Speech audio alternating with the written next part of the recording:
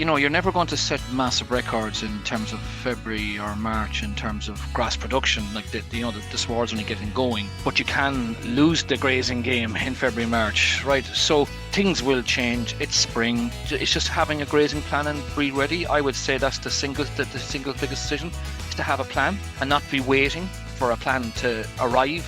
Make one. Hello and welcome to the Beef Edge, the Teagasc Beef Podcast, for all your latest news, information and advice for Irish beef farmers. I'm Catherine Egan, and on this week's episode I'm joined by Grass10 Advisor Nikki Kennedy and Grass10 Manager John Maher to get an update on the current situation around the country and planning for the spring ahead. John, before we begin, can you give a quick recap on 2025 in relation to grass? Depending on where you were situated, it was probably one of the best years for farmers. Well, that's very simple, Catherine. If we were offered a repeat of 25 now from many farmers in the country, they would take it for 2026, to be brutally honest. It was one of the best years for grass production in a long, long time. The last year as good as this was probably 2019. We did well over the 5-year average and right up there with the 10-year average when a lot more nitrogen fertiliser was spread, I suppose. So, it's been a very, very good. 25 was a very, very good year. The spring started well. The summer was a bit questionable for certain parts of the country. We'll come back to, and the autumn was above average for growth. So spring was very easy graze. We didn't grow anything extra, but it was a very good spring because it was easy manage and graze. All the jobs in terms of fertiliser, slurry, all got done fairly easy. Summer brought challenges, all right, for what I call the southern rim, which was, kind of, I suppose, I won't say West Cork, that's wrong, but East Cork, a bit of North Cork, South Tipperary, certainly Waterford, certainly a lot of Wexford, I suppose South Kilkenny. They ran into, I suppose, a series of 2 or 3 droughts. Now, they were short-lived, but they hurt in terms of grass production. But the rest of the country largely was a bumper year for grass. And we look at the figures and you see counties like Mayo, Sligo, Meath, Clare. I could just think of the sums off my top, all up there at the top of the list, So phenomenal year, yeah, to be fair. And it had kick-on effects as well because, the previous year wasn't good now, and the previous year before that wasn't good. They were not good years for grass production, and they had their own negativities as well in terms of animal performance and silage. But just going around to yards at the moment, sure, all animals are in great shape. The silage that was made in 2025 was mostly good, so it's all, and people have plenty of it. So, they're all the good things. I bumped into a man from East Limerick last autumn, and he's well into his 60s, and he said it was his best year in terms of grass in his lifetime. So that'll just tell you. Now, there was a pocket, I'd say West Limerick, North Kerry, just to acknowledge that their summer wasn't good, just to be clear. So that was funny. But, they just got rain. Clare got some dreadful weather, West Clare in particular, during the summer. So there was that pocket of North Kerry, West Limerick and West Clare that didn't do well now, right? In the summer, up the other side of storms and stuff. But anyway, all in all, 2025, we'll remember, is a very, very good grass year. 2 things, though, I suppose, just on the other side, Catherine, just to point out very quickly, the P's and K sales were up, which was great to see. Great to see, because we're not doing the soil fertility. However, if there's a black mark in 2025, it's lime, Catherine. We didn't spread any extra lime over and above average, despite a good spring, good autumn, and a good year for grass. We didn't spread lime. And if I was to take a message from 2025, that's the one I would take into 2026, because lime is the cheapest fertiliser you will buy, and we are not doing what we're supposed to do there. Thanks, John. I think that's a very good summary and update, and particularly ended on the point with lime. Most definitely there is room for improvement in 2026. Nikki, in 2026 so far, January has significantly wetter than average, especially in the eastern and southern counties, contributing to saturated ground and flooding risk. What advice have you for farmers? Yeah, I mean, it's no surprise to anyone that it's been very wet, particularly, as you say, in southern and eastern, which is a bit of a change from most years where we're usually talking about how the wet is more heavily in the west. So it's a change there, and yeah, it's bringing its challenges. But I think we need to not forget that as we're recording this, it's only the 16th of February. Like, we have a lot of the year left to go, and we shouldn't sort of throw the whole thing away because of a bad start. Particularly with regard to slurry application this spring, what advice have you for, once ground conditions allow, what advice have you for farmers applying slurry? We've started off wet, but I think we shouldn't forget that slurry should still be seen as a valuable asset, and rather than just staring down the face of full tanks and this being a massive challenge, which it is, but we need to remember that it is that asset. I suppose the thing to do is, if we can, wait until we have good conditions. That's not going to be practical everywhere. I know tanks will be getting full around the country, but I suppose what you have to do is you have to actually go and walk the land. You have to make a plan where can take either the pipes or the tanker, and just start off that way on the ground. I suppose another way to look at it is look at what different types of slurry you have, and by that I mean you might have sheds with different animals in it, or sheds that might have got water or something going into them. Those watery, or maybe even like your cow slurries, as opposed to say feeding bulls, sheds, things like that. So your more watery slurries to target onto your grazing ground when you can get out, when those conditions do hold up, and maybe your thicker, better slurries, as we might call them, onto the silage ground, which has a higher requirement for those P's and K's that will be in the slurry. John, what do you see as one decision that's made now in February coming into March that really makes or breaks the season with regard to grass?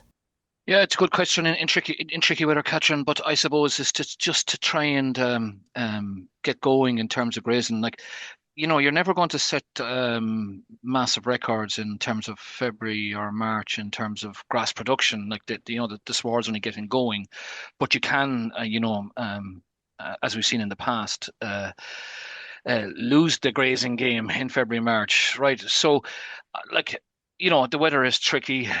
Things will change. It's spring. The day length's getting longer. We know now it's bright till 6 o'clock in many parts of the country. So things will move on now, right? And it's just having a grazing plan and be ready. I would say that's the single biggest decision, is to have a plan, right?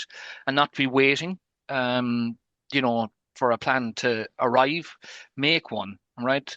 And I suppose I'll just say, like, start small. Like every farm that's nearly in beef production has weanlings, right? Almost every, anyway. I know there's finishing farms, that's fine, that's a different story. But they're the priority animals to start with. They're smaller, they're easier to get going. You can divide them. I like, if you had 50 weanlings in the shed, my first protocol would try and get the 10 lightest out, right, and start grazing. They would do very, very well. We all know these animals inside in the shed, and I know you'll hear, research about animal performance at grass and spring and all that kind of stuff. But like the reality is, the animals that are the smallest and weakest in the sheds, they don't eat as fast, they can't compete as fast. So when you feed the meal, they're up against it and they don't perform as well. So the 10 lightest animals got out and just start those, right, would be, and you have to pick your paddock carefully now. There's a bit of planning in this, but there's there's ways of being smart about it, and get them grazing and get them going. They can be stocked. They can be stocked lightly. You can choose your paddock, wisely in terms of where you go. They shouldn't go into the strongest grass. They shouldn't go into the lightest grass. They should go into the medium grass. And if the weather is poor and they don't get the grazes out as well as you normally would like, we still have all of March, April, and the first half of May to get this graze out well. So start small, start light. That's the way I would say, Catherine, to be honest. I think you touched on it there, John. Like, maybe, Nikki, you have a comment to make with regard to, those high, medium or low covers. Like John mentioned, they're getting the first 10 weanlings out. How would a farmer go about setting up the farm? What targets should they be sticking to? He mentioned there, getting the paddocks grazed relatively tight depending on the weather conditions. What advice have you for farmers? Yeah, so going on that, you're talking about low, medium and high covers. We're really targeting those medium covers when you turn out, and there's a couple of reasons for that. One of them is they're really leafy, and that just sort of helps the animals actually be able to graze them a bit better. They stay leafy even if we don't get that really good graze out that we're looking for. But if we don't get it, it's not too much of a sort of negative on the quality wise. That quality will stay, and we'll be able to get a second chance at it the next time round. As well as that, it allows us to cover more ground. If we start going into heavy covers straight away, we're not getting through ground particularly fast, and we have less ground coming back with that fresh regrowth. We also have less ground that's been grazed that might be suitable for putting slurry out on. So there's sort of a multi-pronged approach to those medium covers. And in relation to paddocks that might not get grazed tight the first rotation, what advice have you for farmers, or what action should they take to remedy this later in the season? Yeah, that's where we get our second sort of bite at the cherry there in the second round. I'd say if you don't get a good grazing on the first round, it's quite important to go back into it maybe a bit sooner than you would typically, just to give them that best chance of getting quality grass and getting that chance to get a good clean out. I suppose as well as the pre-grazing height being a factor in that, good conditions is probably as much of a factor the second time round, getting them into it in good conditions to allow them to clean that out properly. John, you mentioned there with the current weather conditions, etc. If ground conditions are tricky and they're remaining this way for the foreseeable, what's a smart way for farmers to plan to try manage it? You need about 5 things when you get into tricky weather, and we'll throw number 6 then at the end, which is what I call a get out clause, right? Okay, but the 5 things are reasonably straightforward. Right, so the first thing is that, that you're doing strip grazing and trying, like you try and get them to eat a bit and for the day or two, and then obviously as they grazed into it, then that gets you may or may not get to clean it out, and Nikki's covered that well. So, but it is get them grazing and move on to a fresh strip. And like the way the weather is, I know the weather is not great, and I accept that, right? But this only applies for dry land now, Catherine, right? Those in heavy land won't be doing this, but if like the way the weather is coming, like like Sunday was a cracking day, for most, and you get days and that will work with you. That's the way the weather's falling. Sometimes the weather is a good day, a bad day. Sometimes the weather is actually, good during the day and poor at night. So it's flexibility. So how we go? The 1, 2, 3, 4, 5. So we'll try and pick a nice square block. Whether the wire does that for you or not, I don't mind, but square, because animals graze in a circuit. You do not want them going into what we call the race course, which is the narrow and backwards and forwards. They'll plough the place. So they like to graze in around the clock, either anti-clockwise or clockwise, but in a circular motion. So that's first thing. Next piece is the dry paddock on the farm for obvious reasons. I'll say no more. Third thing then is the cover of grass to be grazed. Grazing strong grass is madness in this kind of weather. You just need to be kind of on the lighter to medium covers. We pick medium because it allows you to get ground covered. Some people want the lighter covers and the barer ground for slurry, and we get that. But I don't mind whichever you do, but not the heavy covers anyway, right? So the next piece then is the animal, and you have to condition the animal to graze. So bigger animals struggle more to graze than smaller animals. That's why we're after the weanlings. Like while they have to eat grass, they get into it a bit faster once they get going. So that's conditioning the animals. So it's really having the right paddock, conditioning the animals, the right condition of the sward, right? And then the last piece is yourself, right? The farmer is flexible and can work with this, right? And the tail end's getting longer, so that does help a bit. So you need flexibility as the farmer to deal with this as well. So just keep that in mind, and it's kind of heads up grazing, so that you have to be kind of a bit wired towards this. If you think you're going to let the animals out and hope for the best, hope is not a strategy here. So there's a bit of planning required. The last, or what I call the get out clause, we may run into periods that we do turn out eventually, and you get a spell of bad weather, and will I, won't I, what'll I do? And right, if you are receding and you're planning to recede, and you're not sure whether the weather is going to work with you or not, or things are just not going well for you on the day, or you're short of time, or things are not going ideally on the farm, and you're going to recede a paddock, well, you know where I'm going to go next, Catherine, that the animals can go into that paddock, do a level of damage, right? But it's been receded, so it's not the end of the world. If you're stuck, that's the get out clause. I will say this, Catherine, if you do damage a paddock, which can happen in the spring, like that we started with now, I don't know what way March will come. We know last spring was easy. We know the spring of 24 was brutal, right? So, chalk and cheese in the space of 12 months. But if you do damage, like the rules are simple, don't damage twice. If you do damage, the next time you come to that paddock, try not to be in there on a wet day. Try and graze at the lower cover and try and get some more P and K out into it to help the recovery, but do not damage twice. Once is forgivable, twice isn't. And if you're a grazing paddock, under no circumstance roll that paddock. Do not roll it, because all it does is it seals the ground and it can't dry out properly. So they're the quick few pointers, Catherine. Nikki, John mentioned a lot there in the last few moments. One thing John didn't touch on was soil temperature. How important is soil temperature in the coming weeks versus the calendar date in the year?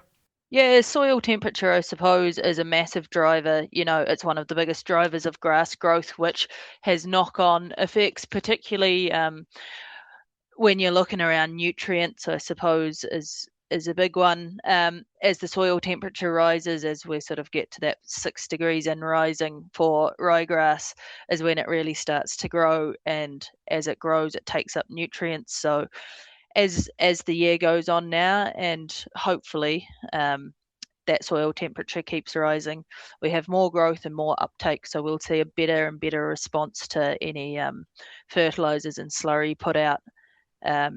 So I suppose, like I said earlier, we're only in the middle of February now. So, anything going on from now and even into March, we are going to get better responses from. So all is not lost. Before we wrap up, I think we've covered a lot there. I'll just ask each of you for a quick comment. John, I'll come to you first. What do you see as one of the biggest mistakes or issues in relation to spring grazing management on beef farms that farmers can rectify this spring? We talk about reviewing 25 and 26, Catherine, right? And how things are going, right? Like, it's funny, the dairy farmers are actually good to get out in the spring, but they have massive challenges in terms of autumn grass supply, and we struggle with them there, right? If you're to say on the dry stock side, it's the opposite. Like, God, they actually do a good job in the autumn. Dry stock farmers, that's what we would see. I think that's fair to say, but not as good in the spring. So I accept this spring is tricky, start off, but when you get going, just start small, start light. So small numbers, lighter animals, lighter swards. That's the message, and try and get going. And those lighter wanings, if whatever the 10 out of 50 or the 10 out of the 40 or the 7 or 8 out of the 30, whatever it is, get them out, get going, get started, and you get them into grazing.